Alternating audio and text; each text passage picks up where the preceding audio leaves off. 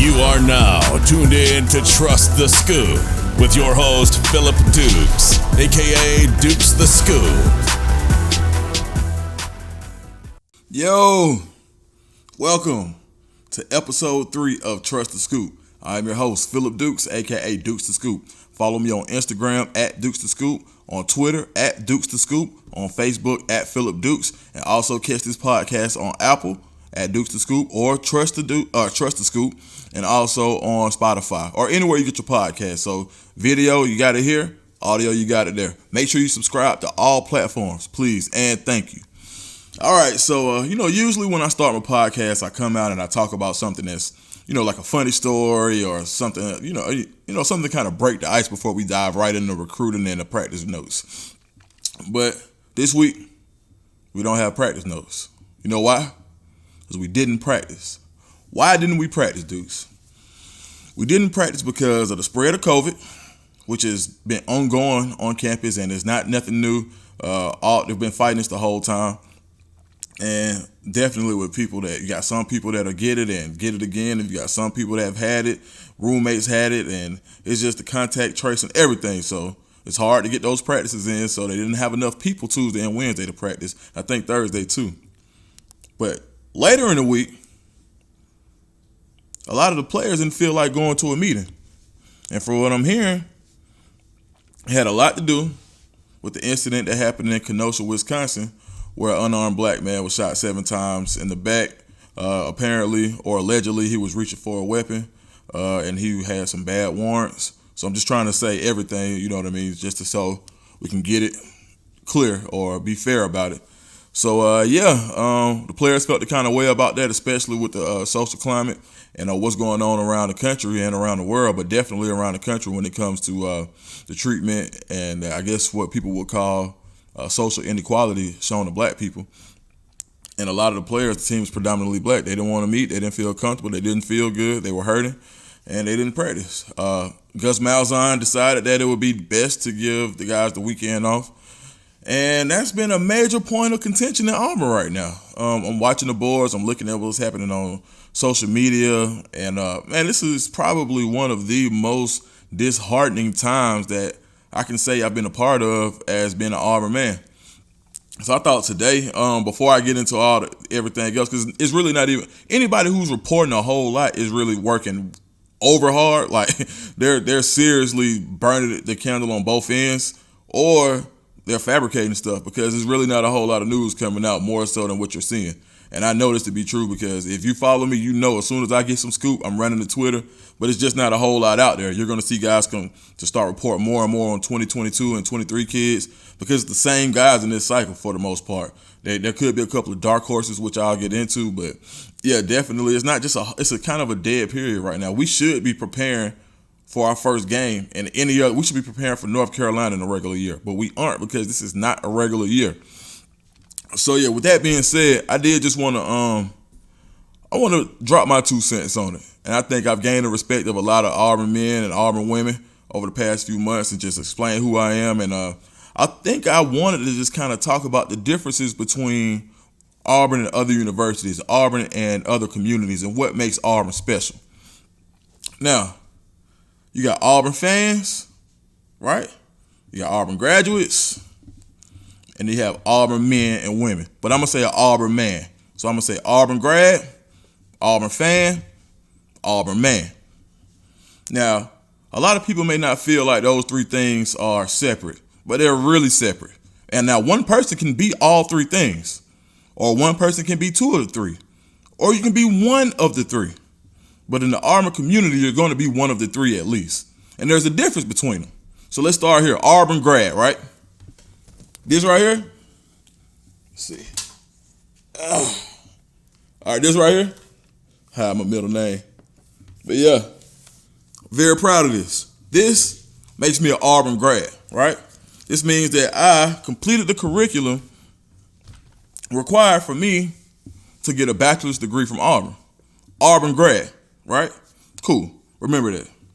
This right here, all this stuff, me going to the games, this paraphernalia, all of that, the Auburn tickets, supporting the team, it makes me an Auburn fan, right? Auburn fan. I'm a great fan. Cheer every time. Donate my money. Go to the alumni events. Auburn fan, right? What's an Auburn man? So, and I love this. So the Auburn creed, a lot of us know, and we like to say the last part, the very last. And because Auburn men and women believe in these things, I believe in Auburn and love it. Woo! Everybody loves that one. Oh yeah, that's it. Makes us feel real good. Yeah. But let's get into the hard part of the Auburn creed. And this is the second half. Out of 8 passages or 8 stanzas, however you want to say it, the second half starts 1, 2, 3, 4. And it's so apropos for the situation that's going on right now, so we can kind of get some understanding about it. I believe in obedience to law because it protects the rights of all. I believe in obedience to law because it protects the rights of all. Cool. Right behind that, I believe in the human touch, which cultivates sympathy with my fellow men and mutual helpfulness and brings happiness for all. For all. Whew. That's strong. I believe in my country because it is a land of freedom and because it is my own home, and that I can best serve that country by doing justly, loving mercy, and walking humbly with God. And because Auburn men and women believe in these things, I believe in Auburn and love it. That and this, all of this, the heart, my heart makes me an Auburn man. Your heart, the creed, makes you an Auburn woman. Operating out of mercy, abiding by the law is very important. He just said it. We believe in abiding by the law. But right behind that, he says that we operate out of love and mercy. So let me break that down for you. If you got, Auburn is made up of 2 sections, I like to say, orange and blue, right? Okay, cool. We can say that's black and white, however you want to say it. But right now, orange is hurting. And you can't have orange without blue. So when blue says, you know what, orange, I don't know what you're hurting so bad about, and I don't agree with it, so guess what? I'm not going to support you anymore. How bad would this look if you took all the orange out? Would it still be Auburn? No, it wouldn't. Have you ever seen an Auburn logo without blue and orange? Ever? You may have, but it's not the one we love. We might like some, but the one we love is orange and blue. It takes 2. So let's cut the mess. When it comes down to the social relations of America right now and how the football players at Auburn feel about it, you don't have to agree, but you should be respectful about it. Because we respect each other as Auburn men and Auburn women. Respectful. We're not going to disrespect anybody. We're not going to do that. We're going to seek to understand. Listen, I get it. And try to educate. So, I got a lot of respect for the people who always talk about the Black Lives Matter movement and its relation to being a Marxist group. That's fine. You know why? Because that's how you feel, and you took an attempt to educate. You didn't just say, hey, don't like you and I'm ashamed of Auburn because you said Black Lives Matters. For what you believe to be true, you attempted to educate, and that starts dialogue, and that's how we fix things. Let's talk. Let's figure it out. Let's seek to understand. Why is he hurting so bad? Chandler Wooden is a model citizen. I've heard nothing but good things about him. Awesome football player. I root for him on Saturdays. But why is he hurting so bad? And just because you don't understand the hurt doesn't mean that the hurt isn't valid. Why is Dukes hurting? Why is Dukes hurting about a guy that he's never met?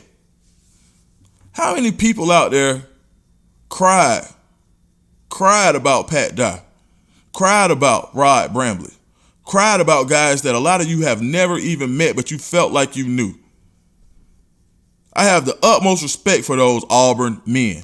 I never met them, but I felt it when they passed, as a lot of us did. So it doesn't take for you to have to know somebody to feel for them. Because that's mercy, that's love, and that's part of the Auburn creed. Coach Dye, probably my favorite Auburn quote of all time. Alabama fans love Alabama football. Auburn fans love Auburn. Love. I can't say this enough. Love. We have to love each other enough to listen before we alienate ourselves as a family. Auburn's biggest draw in recruiting is the family aspect. So you guys who are showing support publicly, I appreciate it. AU family, for showing support, I appreciate it.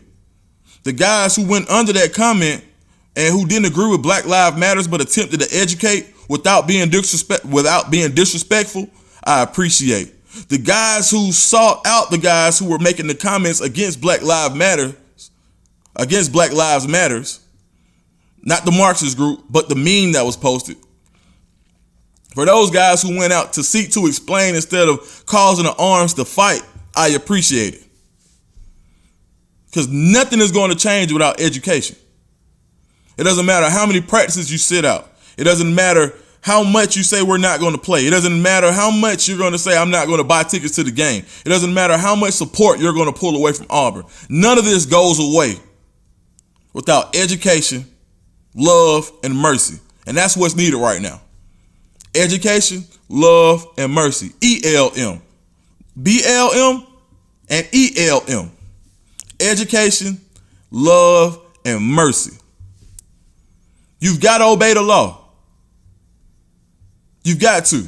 You should not resist arrest. You should not. But I have never seen where resisting arrest was an offense punishable by death. Now, you should not resist arrest. You shouldn't. But you don't deserve to die about it. That's my point. Let's move on. Now, I don't even want to get into the politics, but I had to say something. It's been on my heart all weekend. It ain't even no Auburn football to cover. This is the biggest deal. And so what I want is for us to mobilize ourselves in love and mercy for when these guys are hurting, that we root for on Saturdays, that even if we don't agree, that we can try and attempt to understand and show some empathy. Hey, I don't know what you got going on right now, and I really don't believe that, but hey, man, you're orange, and I'm blue, and we're together. That's what Auburn is about. No matter what walk of life you come from, you're orange, but I'm blue, and we belong together. So I'm going to support you. Now, I may not believe in it, and maybe I need to be taught a little further, and maybe I need to know a little more. But I'm going to agree to listen out of love and mercy based on the Auburn creed. I saw somebody else say there were more white unarmed men killed in the past years than black people. That is true. You know what's also true? That the rate of unarmed black men versus unarmed black white men that have been killed in America is almost 3-1, a little over 3-1. Now, simple math, and this is going to be the last thing, and this is for my guys who don't understand why the guys are hurt. I'm trying to explain it, just so you can understand that. Why they're so, why are black people so scared? We got rid of slavery. Yeah, slavery was so long ago. Well, Slavery ain't that long ago for me. I'm 37. My dad is 78. His dad had him when he was 49. My grandfather was born in 1895. His daddy was born a slave. My great-granddad, not even like great 8 generations removed, my father's grandfather was a slave. How you think my dad feels? My dad, when he graduated high school and wanted to go to college, he couldn't go to Auburn if he wanted to. He couldn't. Harold Franklin was the first. And that was after my dad had graduated high school, so he couldn't. Harold Franklin is still alive and still having to deal with some BS. Go check out that story on WSJ.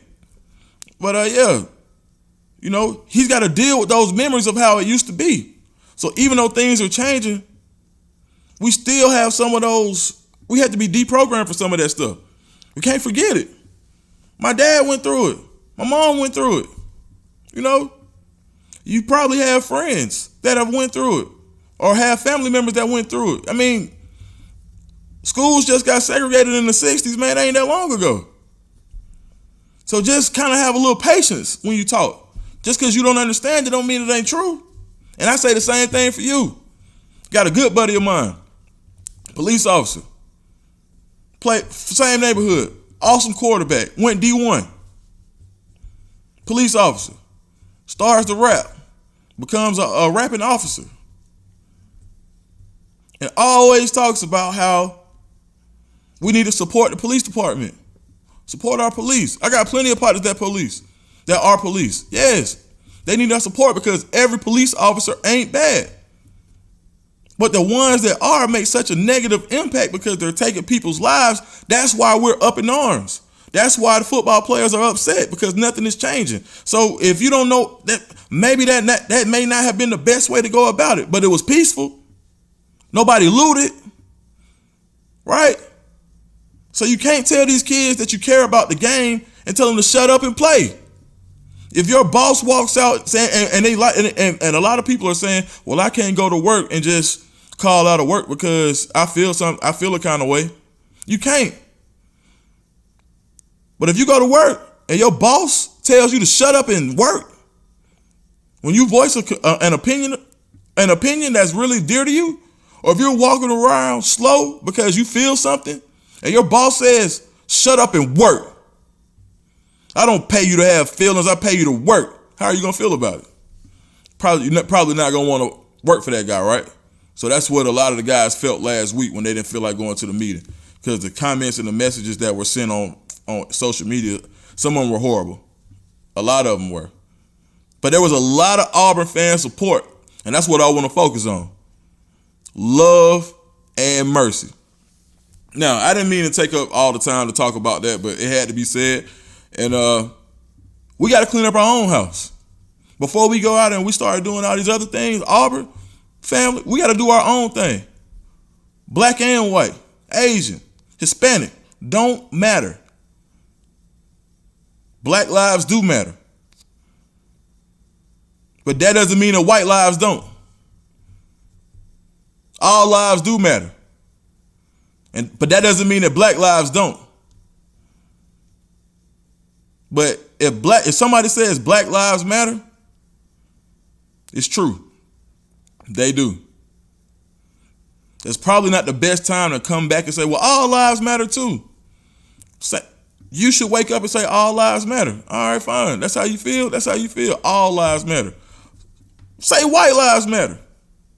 Say whatever you feel like you need to say. It's a free country. But as an Auburn man or an Auburn woman, show love and mercy with your responses to that. And seek to understand. Seek to understand. We have 2 ears and 1 mouth for a reason. Because we should seek to listen twice as much as we talk. So, man, let's listen, man. I love all of y'all. I know I'm probably going to lose some followers. I'm going to lose some subscriptions, but I don't care. Because I care more about cleaning up what's going on in Auburn right now, right? And getting back to the place that we can cheer for each other and those guys want to go out there and run through a brick wall to make us happy. because they really came to Auburn because they believed in the Auburn atmosphere. Think about it. We don't have the facilities to compete with Clemson. We don't have the national championships to compete with Alabama when it comes to recruiting. We can't say that. We don't have the unknown resources that UGA has. Right? It's about family in Auburn. It's up to us to protect that. So for you guys that believe in what I'm saying, when you support these guys online, because that's where they are right now. That's where the world is. It's online. They see that. Tennessee is doing a hell of a job recruiting because they took advantage and they took hold of social media. I got to say, they go crazy. They do. So, man, Auburn family, let's get mobilized. And, if you don't hear anything else, operate out of love and mercy. All right, now we got through that. One of the biggest things, or the biggest needs in recruiting was offensive line for us, right? So we got an extra year, which buys us some time, but also it looks like we're on the verge of losing one of our biggest, literally our biggest recruits, Jamarian Gooch out of Tennessee. It looks like Tennessee has made a major move on him. I saw some crystal ball picks for him going to Tennessee. Keith also reported that, he sees Gooch not being a part of our class. How do you feel about that, Dukes? Well, I feel like it's a major blow when it comes to a developmental prospect. Do I feel like he would have been able to play next year? Not at all. He actually, by losing him, our commitment ranking would probably go up based on our average. But he was at a position of need. And so we talk about Crum, who's, according to sources, may be committing to Louisiana Lafayette soon. Or Louisiana, I think that's just what it is now. And he's a guy that Auburn has been monitoring, or some complications going on with that situation. I don't really know. Diego Pounds is somebody that a lot of people have a crystal ball going to Penn State. But I think that he's in North Carolina, which is Garner's area, so I wouldn't count him out there. But also Mason Bundy, who I've talked about before at length, is a guy who's in Georgia, committed to Liberty right now. But if you want to think about it, like I've been talking about Bundy the whole time, if Bundy and Crum have the same type of offer list, you kind of want to go with the guy closer to you is what I'm seeing on the boards. But at this point, anything outside of that top three, Brockemeyer, Mims, J.C. Latham, all of those guys can be developed. Those are the guys that I saw as the generation. There's only three of them. It's 1 million schools. It's only three of those guys right now that we see that just passed the eye test, and they might not pan out. But there are going to be some guys that may not be that highly ranked. We may have a guy on defense right now who can be that next stud left tackle, Alec Jackson, right? So I wouldn't get too worried about it.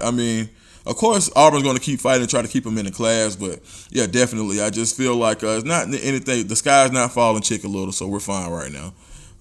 In the case of Nyland Green, just a quick update. Here, everything's pretty much status quo. No real major changes right now. I heard he's still communicating with Auburn. As I said last week, one thing to watch would be where his sister is leaning, or any clues from there. And that's a lot of times what they ask us: how do we get our information, and what we do, and who are we getting it from? It's not just about having inside sources; it's about reading the tea leaves. And a lot of times people will try to throw you off. So when you go play that recruiting game, just be able to understand that things can change at any moment. Gooch was just on J-Boy's show saying he's 100% committed, and now you got all this smoke coming around. So you never know. Adonai Mitchell was telling everybody he was coming to Auburn, and then he went to Georgia, and nobody predicted it. And the only reason a lot of people even knew is because the story got leaked on the Tennessean early. So, I'm not going to sit up here and act like I just had an incredible source on that. They accidentally put an article out. And the people who saw it, first, some of my Twitter followers saw it. And they're like, hey, Dukes, what you think? I'm like, it looks like the man going to Georgia. So, we can all help each other. We can all pass information. But I think that, this is an episode that, and I've got some great interviews coming up, and I'll have more intel, but we didn't have any practice last week. Didn't get a whole lot about recruiting because you got to look what was going on in Auburn. Situation was in unrest. So I think definitely the time is now for us to reflect, gather ourselves to back up, pat each other on the back. If there are any apologies that need to be said, say them now. If there's anything that needs to be done, say them now. Like, hey man, you know what? I didn't understand what you had going on. I don't really understand what's going on with you, but hey, I love you. So since I love you, I'm willing to listen. Alan Green just said, our AD, if a conversation is uncomfortable, then it's probably worth having. So look, guys, I really didn't want to go that far into it, but I just wanted to kind of let you guys know that I see both sides of it. But one side I can't see is being disrespectful to 19 to 20-year-old athletes. Can't see it. That's not going to fly. That's not the Auburn way. All right? Trust the scoop. Remember, operate out of love and mercy. See y'all next time.